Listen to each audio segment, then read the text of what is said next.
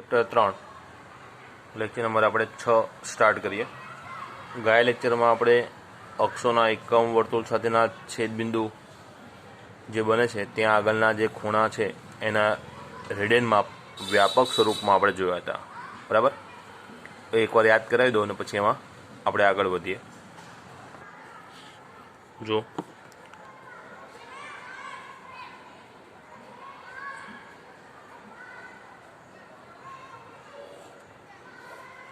मानो कि एकम वर्तुळ है, आ बिंदु आपणुं ए है, आ ए डैश है, आ बी है ने बी डैश स्थान है। तो आ जे स्थान है पी ऑफ ए एने आपणे व्यापक स्वरूप में शुं लख्युं छे, बधा ज बेकी पाईनो गण 2k पाई ज्यां k बिलोंग्स टू z ए स्थान। पछी ए डैश स्थान ए पी ऑफ ए डैश ए बधा केवा छे, अयुग्म पाई एकी पाईना गण छे, एने आपणे 2k -1 पाई ज्यां k बिलोंग्स टू z आ लखी सकीए, अथवा 2k +1 पाई ज्यां k बिलोंग्स टू z आवुं लखी सकीए। अने आ बंनेनो योगगण p ऑफ a ने p ऑफ a डैश आ तमाम बिंदुओनो गण એટલે બધા જ યુગ્મ બેકી પાય અને બધા જ અયુગ્મ એકી પાય એ થઈ જાય, એટલે બધા જ પાય, બરાબર। યુગ્મ અયુગ્મ તમામ પાય, 1 પાય 2 પાય 3 પાય 4 પાય એનું વ્યાપક સ્વરૂપ થાય છે કે પાય, જ્યાં કે બિલોંગ્સ ટુ ઝેડ। એટલે ગયો એ અને એ ડેશ બંને સાથે મળીને આ પ્રકારનો ગણ બનાવે। એ જ પ્રમાણે પી ઓફ બી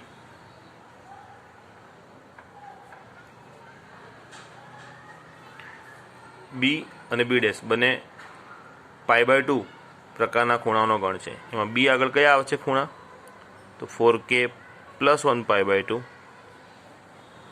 ज्यां k बिलोंग्स टू z, अथवा ए ज स्थान ने आपणे 4k -3 π/2 ज्यां k बिलोंग्स टू z आ रीते कही सकीए। અને બી ડેશ જે આ સ્થાન છે એને આપણે શું કહીએ છીએ, 4k -1 π/2 જ્યાં k બિલોંગ્સ ટુ z, અથવા અને આને આપણે 4k +3 π/2 જ્યાં k બિલોંગ્સ ટુ z આ રીતે બી ડેશને કહી શકીએ। અને આ બંને ગણનો યોગગણ, बराबर, એટલે અહીંયા 1 પાય આવે, અહીંયા 3 5 7, બરાબર। બધા જ અયુગ્મ π/2 સેટ થઈ જાય જ્યારે બી અને બી ડેશને આપણે ભેગા કરી દઈએ। એટલે આ બંનેનો યોગગણ આપણે કરીએ છીએ તો આપણી પાસે કેવા બધા જ અયુગ્મ π/2, અયુગ્મ π/2 ને આપણે લખીએ 2k +1 π/2 જ્યાં k બિલોંગ્સ ટુ z, અથવા 2k -1 π/2 જ્યાં k બિલોંગ્સ ટુ z આ રીતે દર્શાવી શકાય, બરાબર। આ વસ્તુનો અભ્યાસ આપણે લાસ્ટ લેક્ચરમાં કરેલો હતો। હવે આપણે બીજી વસ્તુ એક સમજીએ કે આ આપણે એકમ વર્તુળ બનાવ્યું છે, બરાબર। એકમ વર્તુળ એની ત્રિજ્યા થઈ જાય 1 એકમ, એટલે મેક્સિમમ લંબાઈ આ વર્તુળમાં કેટલી થાય છે, કેન્દ્રથી આ અંતર 1 થાય। આ બિંદુ એના યામ 1 0, બીના યામ 0 1, એ ડેશના યામ -1 0 અને બી ડેશના યામ છે 0 -1, ક્લિયર। કોઈ પણ બિંદુનો એક્સ યામ આપણે એક્સ વાય યામ અહીંયા લઈશું એકમ વર્તુળ પર, તો એક્સ યામ શું બતાવે છે, કોસ બતાવે છે, અને વાય યામ કોની કિંમત બતાવે છે, સાઇનની, જે તે ખૂણાને અનુરૂપ। આ ખૂણો પહેલા રાઉન્ડમાં ગણીએ તો 0 ડિગ્રી, પછી અથવા રેડિયનમાં પણ 0 કહેવાય, આ થઈ જાય π/2 એટલે કે 90, આ થઈ જાય પાઈ એટલે કે 180, આ થઈ જાય 3 π/2 એટલે કે 270, ફરીને પાછા અહીંયા આવો એટલે 360 ડિગ્રી અથવા તો 2 પાઈ કહેવાય। ખ્યાલ આવી ગયો। હવે અહીંયા એક્સ અથવા તો વાયામ 0 ક્યારે બને છે એવું આપણે વિચારીએ તો વાયામ એ માત્ર એક્સ અક્ષ પર 0 હોય, એટલે આખા વર્તુળમાં જેનો વાયામ 0 હોય એવા બે જ બિંદુ છે મારી પાસે, એ અને એ ડેશ। વાયામ એટલે સાઈન, બરાબર. બાકી વાયામ અહીંયા ધીમે ધીમે અહીંયા 0 છે તો અહીંયા ધીમે ધીમે વધતો જાય, વધીને વાયામ અહીંયા 1 થાય છે. જુઓ પછી વાયામ 1 એટલે કે આ ઊંચાઈ, બરાબર. આ બે ચરણમાં વાયામ એટલે આ ઊંચાઈ મેક્સિમમ કેટલી છે? 1 છે. એટલે વાયની મેક્સિમમ મહત્તમ કિંમત 1 છે. વાયની એટલે સાઇનની, સાઇનની મહત્તમ કિંમત 1 અને સાઇનની ન્યૂનતમ કિંમત -1. નીચે આવો એટલે કિંમતો ઘટતી જાય. એટલે સાઇનની ન્યૂનતમ કિંમત કેટલી છે? -1, મહત્તમ કિંમત +1. એ જ પ્રમાણે જમણી બાજુ જાઉં છું તો એક્સયામ મહત્તમ 1 છે અને એક્સયામ ન્યૂનતમ -1 છે. એક્સયામ એટલે કોસ, વાયામ એટલે સાઇન. એટલે કોસની મહત્તમ ન્યૂનતમ કિંમત +or-1 થઈ. કોસની મહત્તમ કિંમત 1, ન્યૂનતમ કિંમત -1. એ જ પ્રમાણે સાઇનની મહત્તમ કિંમત 1, સાઇનની ન્યૂનતમ કિંમત -1. ક્લિયર? ઓકે. અચ્છા, એ દરમિયાન સાઇન 0 ક્યાં બને છે? ફક્ત 2 જ વાર. ક્યારે? એ અને એ ડેશ. તો હું આમ લખું, સાઇનનો એવો કયો ખૂણો, કયો થીટા છે કે જે જવાબ 0 આપે? સાઇનની કિંમત 0 ક્યારે થાય છે? તો આપણે અહીંયા જોઈ શકાય છે સાઇનની કિંમત બિંદુ એ આગળ, બરાબર, અથવા તો એ ડેશ આગળ સાઇન 0 છે. ખ્યાલ આવી ગયો? હવે આ વસ્તુને અહીંયા હું ફરી બતાવું છું બાજુમાં. એટલે એ કયા ખૂણા દર્શાવે છે? બધા જ યુગ્મ પાય, 0, 2π, 4π, 6π, +or-, બધા જ +or-. અને આ તો +or- અયુગ્મ પાય, 1π, 3π, એ પ્રમાણે અનંત. ટૂંકમાં હું એમ પ્રશ્ન કરું કે સાઇનની કિંમત કયા થીટા આગળ 0 છે? તો થીટા તરીકે 0 લખી શકું. અહીંયા 2π લખાય, પછી 4π લખાય, 6π લખાય, -6π, -4π, +π, -π, +3π, -π.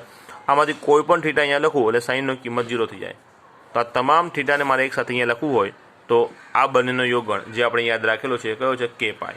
એટલે સાઇનની કિંમત પાઈનો કોઈ પણ ગુણક હોય એવો થીટા અહીંયા આવી જાય તો જવાબ 0 થઈ જાય છે. બરાબર. એટલે આ જે થીટાઓનો ગણ, આ જે પરિસ્થિતિ શું છે? એક થીટા નથી દર્શાવતો. આ તમામ ખૂણાઓને આ વ્યાપક સ્વરૂપમાં દર્શાવ્યું છે. એટલે આ ગણ, આ પોઈન્ટ એવા તમામ થીટાઓનો ગણ બતાવે છે કે જ્યાં સાઇન 0 થાય છે, જેને સાઇનના શૂન્યો કહે છે. શું કહે છે? શૂન્યો, અથવા તો બીજા શબ્દોમાં શૂન્યોનો ગણ કહેવાય છે. શું કહેવાય છે? શૂન્યોનો ગણ. k π, જ્યાં k બિલોંગ્સ ટુ z. અહીંયા k શું દર્શાવે છે? તો k કોઈ પણ પૂર્ણાંક છે. બરાબર. આ સાઇનના શૂન્યનો ગણ થયો. ક્લિયર? સાઇનના શૂન્યનો ગણ અર્થાત એવા તમામ થીટાઓનો ગણ જ્યાં સાઇન 0 છે. એ જ પ્રમાણે જેમ આપણે વાયમની વાત કરીએ એ જ પ્રમાણે એક્સયામ 0 ક્યાં થાય? તો એક્સયામ એ વાય અક્ષ ઉપર 0 થાય. આ બે જ બિંદુએ 0 અહીંયા દેખાય તમે, બી અને બી ડેશ. એટલે પ્રશ્ન જો આવો કરવામાં આવે કે કોસની કિંમત, કોસ કયા થીટા આગળ 0 છે? તો કોસ બે જ પોઈન્ટ 0 છે, બી આગળ અથવા તો બી ડેશ આગળ. અને બી અને બી ડેશ, બરાબર, આ બંને સ્થાનને મારે સાથે લખવા હોય તો આ રીતે લખી શકાય, 2k + 1 π/2 જ્યાં k બિલોંગ્સ ટુ z. આ લખીશ અથવા તો આ લખીશ, બેમાંથી કોઈ પણ એક જ વસ્તુ લખવાની આપણે. અને આ તમામ થીટાઓનો ગણ થઈ ગયો, એવા થીટાઓનો ગણ થઈ ગયો કે જ્યાં કોસ 0 છે. અને બીજા અર્થમાં આમ થાય, કોસ ખાલી જગ્યા થીટા આગળ 0 છે. તો કોસ કયા પ્રકારના થીટા આગળ 0 થાય છે?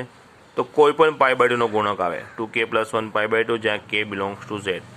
એટલે આ તમામ થીટા, એટલે હું 1 π/2 લખું, 3 π/2 લખું, 5 π/2 લખું, 7 π/2 લખું.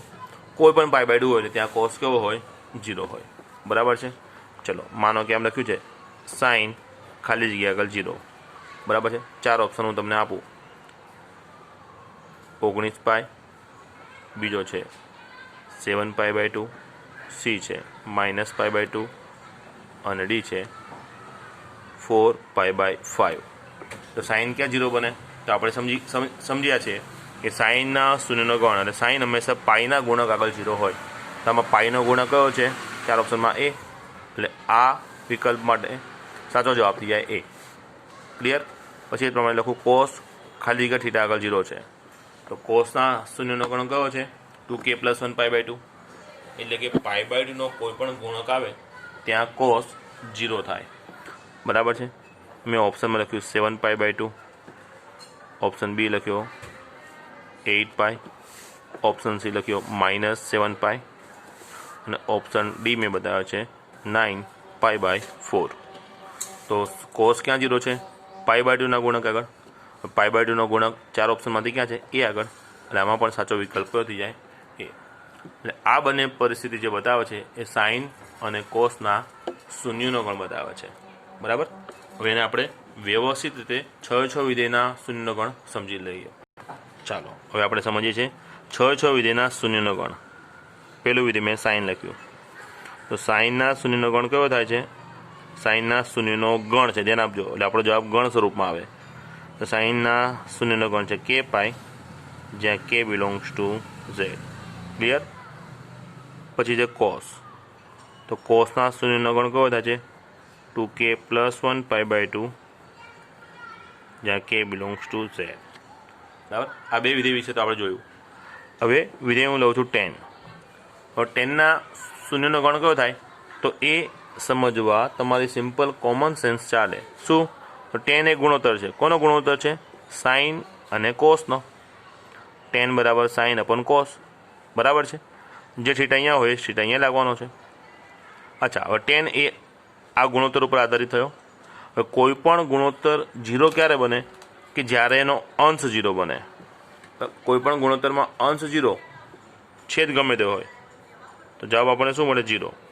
પણ જ્યારે છેદ 0 હોય અને અંશ ગમે તે, તો આ જવાબ કેવો થાય? અવ્યાખ્યાયિત થવાનો. બરાબર. છેદ 0 ક્યારે થવાનો નથી, એ ખાસ ધ્યાન રાખવાનું. તો 10 ક્યારે 0 બનશે? કે જ્યારે એનો અંશ 0 બને. અને એનો અંશ કોણ છે? સાઇન. તો સાઇનની કિંમત જ્યારે 0 છે, સાઇનની કિંમત જ્યારે 0 છે ત્યારે 10 0 થવાનો. ટૂંકમાં જ્યાં સાઇન 0 છે ત્યાં જ 10 0 થવાનો. એટલે કે સાઇનના જે શૂન્યનો ગણ છે k પાઈ, એ જ 10ના શૂન્યનો ગણ બને. બરાબર. આપણે શું લખી રહ્યા છે? શૂન્યનો ગણ, અર્થાત એવા તમામ થીટાઓનો ગણ જ્યાં વિધેય 0 થાય છે, વિધેયનું મૂલ્ય 0 થાય છે. બરાબર. એ પ્રમાણે કોટ, COT, કોટ, 10નો વ્યસ્ત કોટ. તો કોટ શું છે?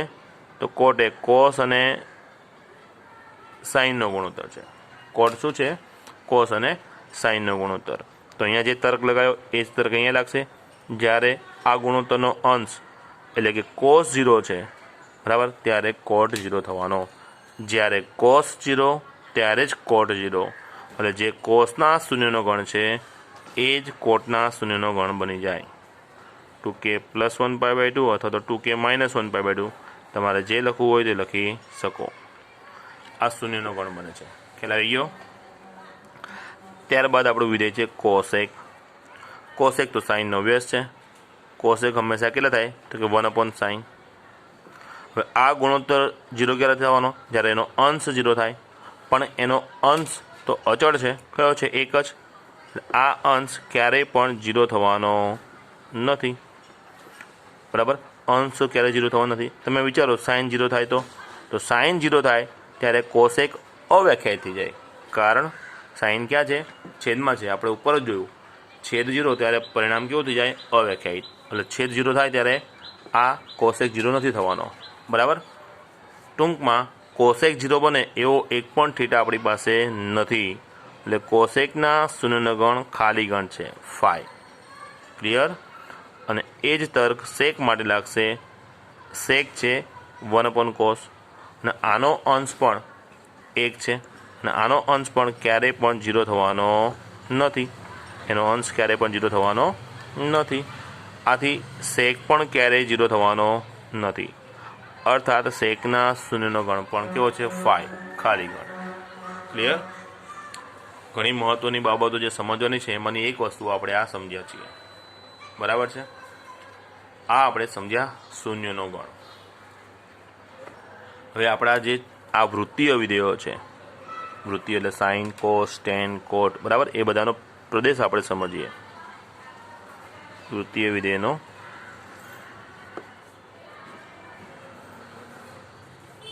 પ્રદેશ સમજીએ. હવે આપણે એમાં પહેલાં કોઈ એક વિધેય માટે વાત કરું. એકમ વર્તુળ. બરાબર. હવે આ એકમ વર્તુળમાં હું ક્લોકવાઇઝ કે એન્ટી ક્લોકવાઇઝ જેટલા આંટા ફરું એ પ્રમાણે થીટા વધતો જાય. બરાબર. એન્ટી ક્લોકવાઇઝ ફરું એટલે થીટા પ્લસમાં વધે, આમાં માઇનસમાં વધે. ટૂંકમાં આ ધન વધે, આ માઇનસ વધે. બરાબર છે. હવે હું કોઈ પણ લાઈન અહીંયા બનાવી દઉં, કોઈ પણ ચરણમાં બનાવું, એને સંગત જે પણ બિંદુ મને મળવાનું છે, બરાબર, એ તમામ બિંદુ આગળ મને વાયામ મળવાનો કે નથી મળવાનો? ખ્યાલ આવે છે? આ બિંદુ છે એનો વાયામ કંઈક ને કંઈક તો જવાબ હશે જ. કેટલો હશે? તો જો આપણને ખબર છે આ એકમ વર્તુળ છે એટલે આની ત્રિજ્યા કેટલી છે? 1. બરાબર, ત્રિજ્યા 1 છે એટલે અહીંયા એક્સ યામ 1 છે, વાય યામ 0 છે. બરાબર. આ બિંદુને યામ આપણને ખબર છે 1 0, અહીંયા 0 1, અહીંયા એક્સ યામ -1, વાય યામ 0 અને એક્સ યામ 0, વાય યામ -1. બરાબર. હવે જેમ એકમ વર્તુળમાં અહીંયા ઊંચાઈ ઉપર જઉં છું એટલે આ વાયામ ખાલી લખો તો અહીંયા વાયામ 0 છે, અહીંયા વાયામ 0 કરતાં મોટો હશે, કંઈ પણ હશે, માનો કે 0.2 છે, અહીંયા વાયામ 0. અહીંયા એક્સ યામ ગમે તે હોય પણ વાયામ કહો તો 0.8 હશે માનો કે, કારણ કે ઉપર ગયા એમ વાયામની હાઇટ વધતી ગઈ, એ જ પ્રમાણે અહીંયા નીચે આવો છો તો આ વાયામ માનો કે 0.3 છે, વાયામ 0.3 છે, એક્સ યામ વોટ જે પણ હોય તે. બરાબર. અત્યારે માત્ર આપણે વાયામની ચર્ચા કરી રહ્યા છે. અહીંયા વાયામ 0 છે. પછી અહીંયા આવીશ તો હવે જો વાય એક્સની હું નીચે આવી ગયો છું ચરણ 3 4માં, એટલે અહીંયા વાયામ કેવો હોય? ઋણ હોય. માનો કે આ અંતર 0.7નું છે તો આ જે પણ બિંદુ હશે એનો વાયામ કેટલો હશે? -0.7. એક્સ યામ પછી ગમે તે હોય. અહીંયા વાયામ -1 છે. અહીંયા વાયામ આપણે ગણી લઈએ, માનો કે આ અંતર 0.6નું છે તો આ અંતર -0.6 થયો. ખ્યાલ આવી ગયો? ટૂંકમાં એકમ વર્તુળ પર એક પણ બિંદુ એવું નથી જેનો વાયામ મને મળે નહીં. બરાબર, આટલું સમજી ગયા? ટૂંકમાં વાયામ મારી પાસે હાજર જ છે. ઓકે, વાયામ મારી પાસે હાજર છે. બરાબર. હવે માનો કે આ ખૂણો 30 ડિગ્રીનો છે. બરાબર. તો વાયામ એ કોની કિંમત થાય? સાઈનની કિંમત થાય. બરાબર ને? જો તમને યાદ કરાવું એક વસ્તુ, એકમ વર્તુળ પર આપણે આવું સમજાતા, માનો કે આ ખૂણો કોઈ થીટા છે એટલે આ બિંદુને આપણે કહીએ છીએ પી થીટા બિંદુ. શું કહે છે? પી થીટા બિંદુ, જેનો એક્સ યામ એ કોસ થીટા થઈ જાય અને વાય યામ થઈ જાય સાઇન થીટા. તો જો આ ખૂણો 30 ડિગ્રી છે, બરાબર, તો આ સાઇન 30નો જવાબ થયો. ડિગ્રીમાં કહું છું. માનો કે આ 70 ડિગ્રી છે તો સાઇન 70નો જવાબ થયો. બરાબર. આ 90 ડિગ્રી છે તો સાઇન 90નો જવાબ થયો. એ પ્રમાણે દરેક થીટા માટે સાઇનનો જવાબ મળે છે. હવે અહીંયા આ વર્તુળ પર એક રાઉન્ડ હું ફરીશ એટલે 2π રેડિયન, આગળ જઈશ તો 4π, આગળ જઈશ તો 6π. બરાબર. દરેક થીટા આગળ મને સાઈનના જવાબ મળે છે.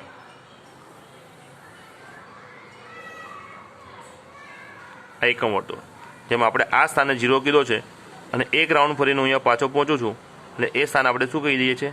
2π. પાછો ફરીને બીજો રાઉન્ડ આવું છું એટલે આ સ્થાન આપણે 4π કહી દઈએ. ફરી આપણે ફરીને પાછા અહીંયા આવે છે એટલે એ સ્થાને આપણે 6π કહીએ છીએ. બરાબર. માનો કે આ ખૂણો 30 ડિગ્રીનો છે, 30 ડિગ્રી, જેને રેડિયનમાં π/6 કહેવાય. એટલે જ્યારે હું પહેલો રાઉન્ડ ફરીશ એટલે 0થી આગળ વધીશ એટલે આ π/6 થયો. હવે પહેલો રાઉન્ડ ફરીને અહીંયા પહોંચ્યો એટલે 2π અને ઉપર ગયો એટલે પાછો 30 વધ્યો એટલે π/6 વધ્યો એટલે આ સ્થાન કહેવાય 2π + π/6 સ્થાન કહેવાય. બીજો રાઉન્ડ ફરીને એટલે કે 4π આગળ પહોંચો ને પછી આગળ જાઓ તો આ જ સ્થાન 4π + π/6 કહેવાય. ફરી ત્રીજો રાઉન્ડ પૂરો કર્યો અને આગળ જાઓ તો એ જ સ્થાન 4π + π/6 કહેવાય. બરાબર છે. ટૂંકમાં આગળ ને આગળ જાઓ થીટા મોટો ને મોટો થતો જાય. કેટલા રાઉન્ડ ફરી શકો? અસંખ્ય, અનંત રાઉન્ડ તમે ફરી શકો. ક્લોકવાઇઝ કે એન્ટી ક્લોકવાઇઝ. એન્ટી ક્લોકવાઇઝ ફરશો તો બધા જ ખૂણા પ્લસ મળે, ક્લોકવાઇઝ ફરો તો બધા જ ખૂણા માઇનસ મળે.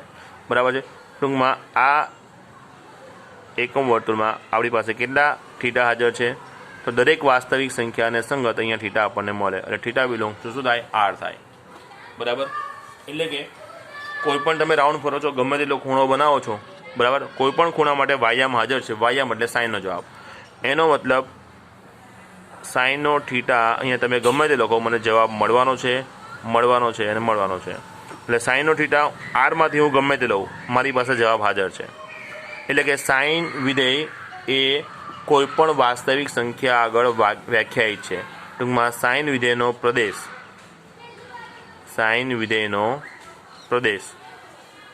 કયો થઈ જાય છે? આર થઈ જાય છે. બરાબર. કોઈપણ થીટા બિલોંગ્સ ટુ આર માટે સાઇન વ્યાખ્યાયિત છે અને એ જ લોજિક ઉપર કોસ પણ વ્યાખ્યાયિત છે. બરાબર. એટલે કોસ વિધેયનો પ્રદેશ પણ કયો થાય છે? આર જ થાય છે. કારણ કે જે પ્રમાણે દરેક બિંદુએ મને વાયયામ જવાબ મળે છે એ જ પ્રમાણે દરેક બિંદુને સંગત મને એક્સયામ મળવાના છે. બરાબર. આ ફક્ત તમારી સમજૂતી માટે છે. આપણે યાદ એટલું જ રાખવાનું છે કે સાઇન વિધેયનો પ્રદેશ કયો? તો કે આર. કોસ વિધેયનો પ્રદેશ કયો? તો કે આર. બરાબર. આટલી જ વસ્તુ આમાંથી યાદ રાખવાની છે. બરાબર. ચાલો હવે આ જે 6 વિધેય છે એના પ્રદેશ આપણે લખીએ. એમાં સાઇન અને કોસનો પ્રદેશ તો આપણી પાસે આવી ગયો. હવે હું ટેનની વાત કરું તો ટેન વિધેયનો પ્રદેશ કયો થાય? ટેન વિધેયનો પ્રદેશ અર્થાત ટેન કયા કયા થીટા ઉપર વ્યાખ્યાયિત છે? તો કોઈ પણ વિધેયનો તમે પ્રદેશ વિચારો એટલે સૌથી પહેલી વિચારણા તમારે આર ની કરવાની. મેક્સિમમ વિસ્તાર કયો હોઈ શકે? મેક્સિમમ પ્રદેશ કયો હોઈ શકે? આર. મેક્સિમમ પ્રદેશ આર. એટલે ટેનનો પ્રદેશ આર લો. હવે મારે એટલું ધ્યાન રાખવાનું છે કે ટેન શું છે? તો ટેન એ સાઇન અને કોસનો ગુણોત્તર છે. અચ્છા, કોઈ પણ ગુણોત્તર વ્યાખ્યાયિત ક્યારે ન થાય? જ્યારે એનો છેદ 0 થાય ત્યારે ગુણોત્તર વ્યાખ્યાયિત થવાનો નથી. તો ટેનનો છેદ કયો છે? કોસ. તો કોસ ક્યારે 0? કોસ ક્યારે 0 થાય? તો કોસ ક્યારે 0 છે? તો મારી પાસે જવાબ હાજર છે. આ રહ્યો. આ જવાબ કોસને 0 બનાવે છે. આ તમામ એવા થીટા છે જ્યાં કોસ 0 છે. બરાબર ને? કારણ કે આપણે સમજ્યા છીએ શૂન્યનો ગણ છે આ. કોસના શૂન્યનો ગણ અર્થાત કોસ જે બિંદુએ 0 થાય છે તે તમામ થીટાઓનો ગણ છે આ. બરાબર. આ તમામ થીટા આગળ કોસ 0 છે એટલે કે કોસના શૂન્યનો ગણ થાય. ટૂંકમાં એવા તમામ થીટા જ્યાં કોસ 0 છે ત્યાં ટેન કેવો થઈ જાય? અવ્યાખ્યાયિત થઈ જાય. બરાબર. ટેન જ્યાં અવ્યાખ્યાયિત થાય એ કિંમતો ટેનના પ્રદેશમાં આવે નહીં. અને ટેનનો પ્રદેશ કેટલો થાય? આરમાંથી હું કોઈ પણ લઈ શકું છું, પણ મારે એવા એક પણ થીટા નહીં રહેવાના જ્યાં ટેન 0 હોય. અને તમામ થીટા કયા થાય છે? 2k + 1 π/2 થાય છે. એટલે 2k + 1 π/2 જ્યાં k બિલોંગ્સ ટુ z. બરાબર. ટેનનો પ્રદેશ કયો થયો? આર. સિવાય કે 2k + 1 π/2 જ્યાં k belongs to z. Clear? આ જ લોજિકથી કોટનો પણ પ્રદેશ આપણે લખી શકીએ. કોટનો પ્રદેશ કયો? આર. બરાબર. હવે કોટ છે કોસ અપન સાઇન. કોટ કોની કિંમત છે? કોસ અને સાઇનના ગુણોત્તર છે. આનો છેદ છે સાઇન. જ્યારે આ સાઇન 0 થાય બરાબર ત્યારે કોટ વ્યાખ્યાયિત થાય નહીં. એટલે કોટના થીટા તરીકે આરમાંથી કોઈ પણ કિંમત લઈશ, પણ એવી કિંમત મારે નહીં લેવાય કે જ્યાં સાઇન 0 હોય. અને સાઇન 0 છે એવી તમામ કિંમતોનો ગણ એટલે સાઇનના શૂન્યનો ગણ જે છે k π. બરાબર. એટલે આરમાંથી આપણે k π બાદ કરવા પડે. ક્લિયર? તો હવે વાત રહી સેક અને કોસેકની. તો જેમ ટેનનો છેદ કોસ છે એવો જ સેકનો પણ છેદ કોસ જ આવે. તો જ્યાં જ્યાં ટેન અવ્યાખ્યાયિત છે ત્યાં ત્યાં સેક પણ અવ્યાખ્યાયિત થવાનો. કારણ કે સેક શું છે? સેક છે 1 કોસ. બરાબર. એટલે કોસ 0 ત્યારે ટેન પણ વ્યાખ્યાયિત નથી અને સેક પણ વ્યાખ્યાયિત નથી. એટલે ટેન અને સેકનો પ્રદેશ સરખો છે. એ જ પ્રમાણે જ્યારે કોટ 0 અવ્યાખ્યાયિત છે, કારણ કે કોટનો છેદ શું છે? સાઇન. કોટમાં છેદ કયો આવે? સાઇન. તે જ પ્રમાણે કોસેક લખું તો કોસેકમાં શું છે? 1 સાઇન છે. એટલે જ્યારે કોટ અવ્યાખ્યાયિત છે ત્યારે કોસેક પણ અવ્યાખ્યાયિત છે. એટલે કોટ અને કોસેકનો પ્રદેશ પણ કોમન થાય છે. ખ્યાલ આવી ગયો? તો હવે 6 વિધેયનો પ્રદેશ આપણે અહીંયા જોઈ લીધો. બરાબર. સાઇન કોસનો પ્રદેશ આર, ટેન અને સેકનો પ્રદેશ r - 2k + 1 π/2 અને કોટ અને કોસેકનો પ્રદેશ છે r - k π. બરાબર. ઉપર આપણે સમજ્યા છીએ શૂન્યનો ગણ. આ આપણે સમજ્યા પ્રદેશ. હવે દરેક વિધેયનો વિસ્તાર આપણે સમજીએ. હવે આપણા જે આ 6 વૃત્તિઓ વિધેય છે એનો વિસ્તાર આપણે સમજીએ. વિસ્તાર એટલે જવાબોનો ગણ.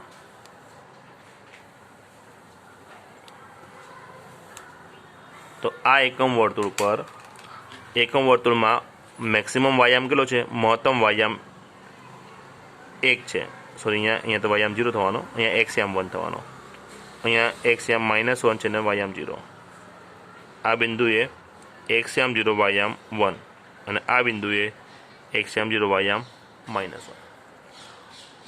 આપણે હમણાં સમજ્યા કે કોઈ પણ ત્રિકોણમિતિ બિંદુ XY લઈએ એકમ વર્તુળ પર, તેનો એક્સયામ એ કોસની કિંમત દર્શાવે છે, વાય સાઈનની કિંમત દર્શાવે છે।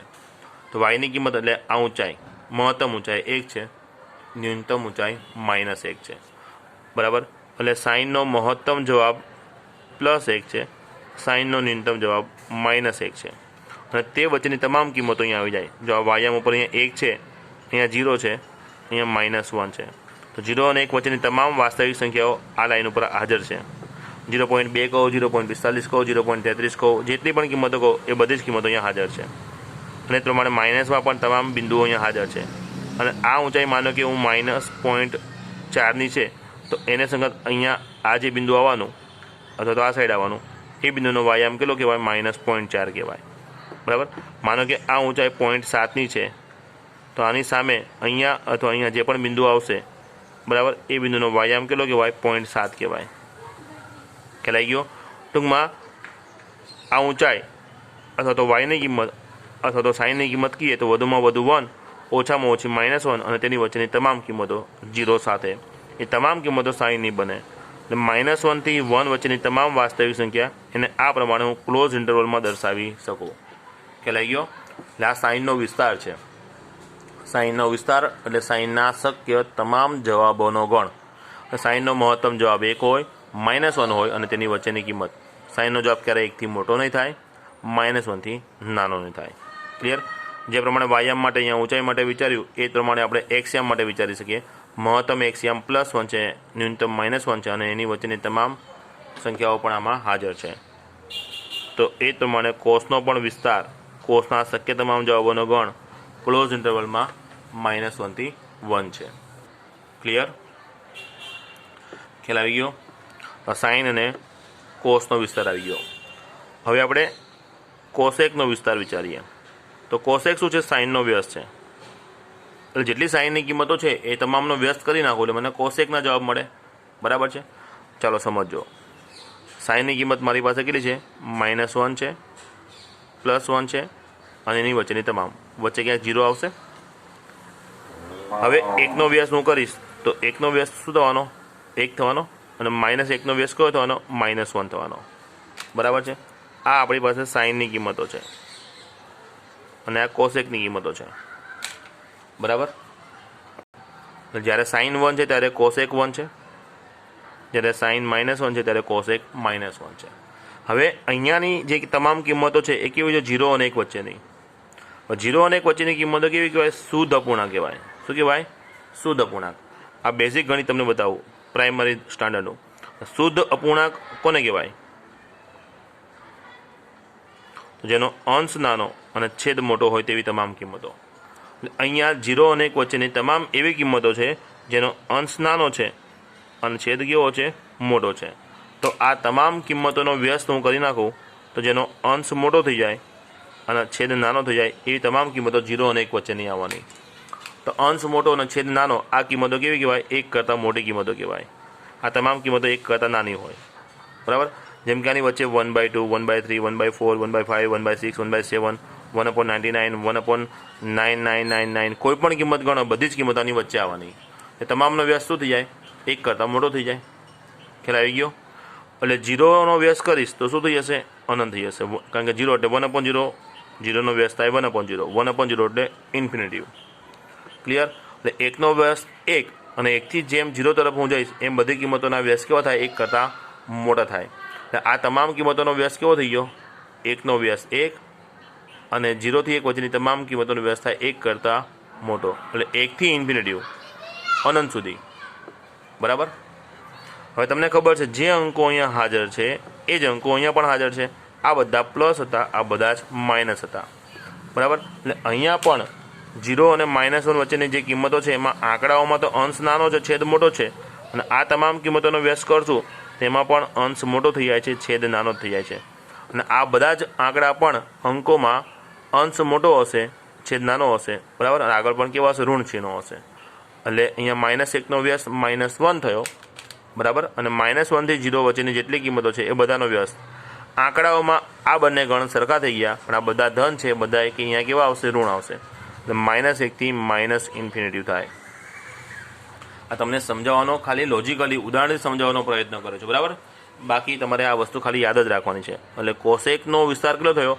એટલે કોસેકનો વિસ્તાર એટલે કે કોસેકના જવાબોનો ગણ. તો કોસેકનો જવાબ આ પણ આવે, કોસેકનો જવાબ આવો પણ આવે, આ બેનો યોગગણ. એટલે કોસેકનો જવાબ હંમેશા 1 કે એના કરતાં મોટો, -1 કે એના કરતાં નાનો જ હોય. ખ્યાલ આવી ગયો? એટલે જે પ્રમાણે સાઇન પરથી આપણે કોસેકનો વિસ્તાર લખ્યો એ જ પ્રમાણે કોસ પરથી સેકનો વિસ્તાર પણ આવો જ થઈ જાય, કારણ કે સેક એટલે 1/cos. સાઇન અને કોસનો વિસ્તાર સરખો છે એ પ્રમાણે કોસેક અને સેકનો પણ વિસ્તાર સરખો છે. ખ્યાલ આવી ગયો? અને હવે વાત રહી ટેન અને કોટની. ટેન અને કોટ એ સાઇન અને કોસના જવાબોનો ગુણોત્તર છે, બરાબર. અને આ ગુણોત્તર કોઈ પણ વાસ્તવિક સંખ્યા બને છે. ટેન અને કોટનો વિસ્તાર છે r, બરાબર. આ ખાલી તમારે યાદ રાખવાનું છે. એટલે અત્યાર સુધીમાં જેટલી વસ્તુનો આપણે અભ્યાસ કર્યો એ બધી વસ્તુ માટેનું એક આપણે કોમન કોષ્ટક બનાવીએ છીએ. જો એટલે આપણે કઈ કઈ કિંમતો લખવા જઈ રહ્યા છે એ આપણે જોઈ લઈએ. અહીંયા હું વિધેય લખીશ નીચે 6 વૃત્તિઓ વિધેય. દરેકના પહેલાં હું શૂન્યનો ગણ તમને યાદ કરાવી દઉં. શૂન્યનો ગણ અર્થાત એવા તમામ થીટાઓનો ગણ જ્યાં વિધેય 0 છે. પછી 6 વિધેયનો પ્રદેશ લખી લઈશું અહીંયા, અને 6 વિધેય માટેનો વિસ્તાર, બરાબર છે. ચાલો 6 વિધેય આપણી પાસે કયા છે? સાઇન, કોસ, ટેન, કોટ, કોસેક અને સેક. ક્લિયર? 6 વિધેય આપણી પાસે છે. હવે સૌ પહેલાં શૂન્યનો ગણ લખીએ. તો સાઇનના શૂન્યનો ગણ k પાઈ, જ્યાં k બિલોંગ્સ ટુ z. લેવા તમામ થીટાઓનો ગણ જ્યાં સાઇન 0 છે. અને જ્યાં સાઇન 0 છે ત્યાં પણ ટેન પણ 0 છે. એટલે સાઇન અને ટેનના શૂન્યનો ગણ સરખો છે, k પાઈ, બરાબર. આ રીતે તમે યાદ રાખી શકો, કારણ કે સાઇન છે ગુણોત્તર, સાઇન અપોન કોસ, ટેન ગુણોત્તર છે સાઇન અપોન કોસનો, એટલે આનો અંશ છે સાઇન. જ્યારે સાઇન 0 ત્યારે આ પણ 0. એ પ્રમાણે કોસ અને કોટના શૂન્યનો ગણ સરખો છે. ચલો કોસના શૂન્યનો ગણ કેટલો છે? 2k + 1π/2, જ્યાં k belongs to z. Clear? હવે -1 પણ લખી શકો છો, એ આપણે સમજ્યા જ છીએ. અને આ જ ગણ કોટ માટે પણ આવે, બરાબર, કારણ કે આ કોસ છે અને કોટ એ કોસ અને સાઇનનો ગુણોત્તર છે. 2k + 1π/2, જ્યાં k બિલોંગ્સ ટુ z. ખ્યાલ આવી ગયો? ચાલો પછી વાત કરીએ આપણે કોસેકની. તો કોસેકના શૂન્યનો ગણ એ આપણે જોઈએ તો 5, અર્થાત કોસેક ક્યારેય પણ 0 થવાનો નથી, બરાબર ને. કોસેક 0 નથી મતલબ કોસેકનો જવાબ ક્યારેય 0 થવાનો નથી. અને એ જ પ્રમાણે સેકનો પણ જવાબ ક્યારેય 0 થવાનો નથી. અને આ જ વસ્તુને આપણે અહીંયા ક્રોસ ચેકિંગમાં જોઈ શકીએ છીએ કે જો કોસેકનો વિસ્તાર કેટલો આવ્યો? 1 થી ઉપર અને -1 થી નીચે. વિસ્તારનો બીજો અર્થ શું છે? જવાબોનો ગણ. એટલે કોસેકનો જવાબ જો તમે જોઈ શકો છો અહીંયા ક્યારેય 0 થવાનો નથી, બરાબર. કોસેકનો જવાબ 1 કે એના કરતાં મોટો જ છે અને -1 કે એના કરતાં નાનો છે. એટલે કોસેક ક્યારેય 0 નથી અને સેક પણ ક્યારેય 0 થવાનો નથી. એટલે એક પણ એવો થીટા નથી જે કોસેક કે સેકને 0 બનાવે. આથી કોસેક અને સેકને 0 બનાવતા ગણ એટલે કે થીટાઓનો ગણ, જે શૂન્યનો ગણ આપણે કહે છે, એ કેવો આવે છે? 5. ક્લિયર? ચલો હવે પ્રદેશ લખીએ. તો સાઇનનો પ્રદેશ r, કારણ સાઇન બધે જ વ્યાખ્યાય છે. કોસનો પ્રદેશ પણ r, કારણ કોસ પણ બધે જ વ્યાખ્યાય છે. એ જ પ્રમાણે ટેનનો પ્રદેશ પણ r, સિવાય કે 2k + 1π/2, બરાબર ને. કેમ મેં આ બાદ કર્યું? ટેનના પ્રદેશમાં આરમાંથી મેં આટલી કિંમતો બાદ કરી, એટલે કે ટેનનો થીટા આવો ક્યારેય બની શકે નહીં. કેમ? આ શું છે? કોસના શૂન્યનો ગણ છે. આપણે હમણાં સમજ્યા, જ્યારે કોસ 0 થાય એટલે ટેનનો છેદ 0 થઈ જાય, કારણ કે ટેન છે સાઇન ભાગ્યા કોસ. છેદ કોસ 0 બને તો અવ્યાખ્યાયિત થઈ જાય, એટલે ટેન અવ્યાખ્યાયિત છે. ક્યારે? જ્યારે કોસ 0 છે. એટલે ટેનનો થીટા હું ગમે તે લઈ શકું, પણ કોસ 0 બને એવો લેવાશે નહીં, બરાબર. જે પ્રમાણે ટેનનો છેદ કોસ છે એ જ પ્રમાણે સેકનો પણ છેદ કોસ છે. જ્યારે ટેન અવ્યાખ્યાયિત છે ત્યારે સેક પણ અવ્યાખ્યાયિત છે. એટલે ટેન અને સેકનો પ્રદેશ સરખો છે, બરાબર. એટલે સેકનો પ્રદેશ પણ r, સિવાય કે 2k + 1π/2, જ્યાં k બિલોંગ્સ ટુ z, બરાબર. ટેન અને સેકનો પ્રદેશ સરખો છે। એ જ પ્રમાણે કોટની વાત કરીએ તો કોટનો પ્રદેશ આર। કોટ કયો ગુણોત્તર છે? Cos upon sine. એટલે જ્યારે છેદ સાઇન 0 થાય ત્યારે કોટ અવ્યાખ્યાયિત થાય। તો સાઇન ક્યારે 0 છે અહીંયા આપણે જોઈ શકાય છે। આ સાઇનના શૂન્યનો ગણ છે એટલે કે પાઈ। એટલે કે પાઈ મારે અહીંયા બાદ કરવો પડે। ખ્યાલ આવી ગયો? આ સાઇનના શૂન્યનો ગણ છે। સાઇન જ્યારે 0 છે ત્યારે કોટ વ્યાખ્યાયિત થવાનો નથી। જે પ્રમાણે કોટમાં છેદ સાઇન છે એ પ્રમાણે કોસેક પણ એનો ગુણોત્તર લઈશું તેનો છેદ પણ સાઇન છે। એટલે કોટ અને કોસેકનો પ્રદેશ સરખો છે। બરાબર, તમારી માટે રિવિઝન થઈ રહ્યું છે જે હમણાં જ મેં બતાવ્યું હતું એ પ્રમાણે। આનો પ્રદેશ કયો થઈ ગયો? આર, સિવાય કે પાય। ક્લિયર? એટલે તમે યાદ રાખવાની વસ્તુ તો આમ તો શૂન્યના ગણમાં બે જ વસ્તુ છે, કે પાય અને 2k + 1π/2। સાઇન અને ટેનના શૂન્યનો ગણ સરખો, કોસ અને કોટના સરખો, જ્યારે કોસેક સેક તો 0 જ છે। પછી એ પ્રમાણે પ્રદેશમાં તો દરેકમાં આર તો આવે જ છે। જ્યારે આ તમે યાદ રાખ્યું છે કોસ ક્યારે 0 છે તે જ વસ્તુ ટેનના પ્રદેશમાંથી બાદ કરાય, અને સાઇન ક્યારે 0 છે એ તમને ખબર જ છે। તો સાઇનનો શૂન્યનો ગણ કોટમાંથી બાદ થાય। ટેનનો છેદ કોસ તેવો જ છેદ કોનો આવે? સેકમાં આવે। એટલે ટેન અને સેકનો પ્રદેશ સરખો છે, અને એ જ લોજિક ઉપરથી કોટ અને કોસેકનો પ્રદેશ સરખો। ક્લિયર? એના પછી આપણે જોયા વિસ્તાર। શું જોયા છે? વિસ્તાર હમણાં આપણે સમજ્યા। બરાબર, તો સાઇનનો વિસ્તાર કેટલો છે? -1 થી 1। હું એને જરા અહીંયા લખું છું। સાઇનનો વિસ્તાર છે ક્લોઝ ઇન્ટરવલમાં -1 થી 1। બરાબર, કોસેકનો કોસનો વિસ્તાર પણ કયો છે? -1 થી 1। બરાબર, આપણે અહીંયા સમજ્યા સાઇન અને કોસના જવાબોનો ગણ એટલે કે સાઇનનો વિસ્તાર। પછી એ પ્રમાણે સેક અને કોસેકનો વિસ્તાર આપણે આ સમજ્યા। ટેન અને કોટનો વિસ્તાર કેટલો છે? આર। ટેનનો વિસ્તાર આર એટલે ટેનનો જવાબ કોઈ પણ વાસ્તવિક સંખ્યા હોઈ શકે। બરાબર, કોસેકનો વિસ્તાર આપણે કેટલો જોયો છે? કોસેક એ +1 થી ઇન્ફિનિટિવ અને -1 થી -ઇન્ફિનિટિવ હોઈ શકે। ઇન્ફિનિટિવ આગળ અંતરાલ ઓપન રહે, ગોળ રહે, જ્યારે અહીંયા ક્લોઝ છે, વન હાજર છે, એનો યોગ ગણ। સેક પણ આ પ્રમાણે જવાબોનો ગણ છે, +1 થી ઇન્ફિનિટિવ અને -1 થી -ઇન્ફિનિટિવ, એ બેનો યોગ ગણ। ખ્યાલ આવી ગયો? તો આ જવાબોનો ગણ થઈ ગયો, વિસ્તારનો ગણ। અને આ વસ્તુને સંખ્યા રેખા ઉપર આપણે વિચારવું હોય, બરાબર છે, સંખ્યા રેખા ઉપર ખાલી આમ વિચારાય કે સાઇન એટલે -1 થી +1 ક્લોઝ ઇન્ટરવલ, કોસ એટલે પણ ક્લોઝ -1 થી ક્લોઝ 1। પછી જ્યારે ટેનનો વિસ્તાર અનંત છે, બંને છેડે આર છે, એટલે +ઇન્ફિનિટિવ -ઇન્ફિનિટિવ, બરાબર ને, -ઇન્ફિનિટિવથી +ઇન્ફિનિટિવ। જ્યારે કોસેકના વિસ્તારમાં શું જવાબ +1 છે અને +1 થી ઉપર જ છે ઇન્ફિનિટી સુધી, અને -1 છે અને -1 થી નીચે -ઇન્ફિનિટિવ। આ જ વસ્તુ સેકમાં આવે, +1 થી ઇન્ફિનિટિવ અને -1 થી -ઇન્ફિનિટિવ। ક્લિયર? તો 6 વિધેયના શૂન્યનો ગણ, પછી 6 વિધેયનો પ્રદેશ, અને 6 વિધેય માટે વિસ્તાર। બરાબર, એકદમ મહત્ત્વની વસ્તુ કે જ્યાં સુધી તમે સાયન્સનું ગણિત ભણશો, બરાબર, આટલી વસ્તુની જરૂર પડશે ને પડશે। ત્રિકોણમિતિ વિધેયની ખાસ વાત કરું, બરાબર। પછી તમે 11-12માં ભણો કે આગળના હાયર એજ્યુકેશનમાં, એન્જિનિયરિંગમાં ભણો, આ દરેક વસ્તુની જરૂર પડવાની છે, એટલે પરફેક્ટ યાદ હોવું જોઈએ। આજના આખા લેક્ચરનું જે તારણ છે, મેં તારણ અહીંયા બતાવી દીધું કે આજે આપણે શું સમજ્યા એ આ વસ્તુ, બરાબર છે।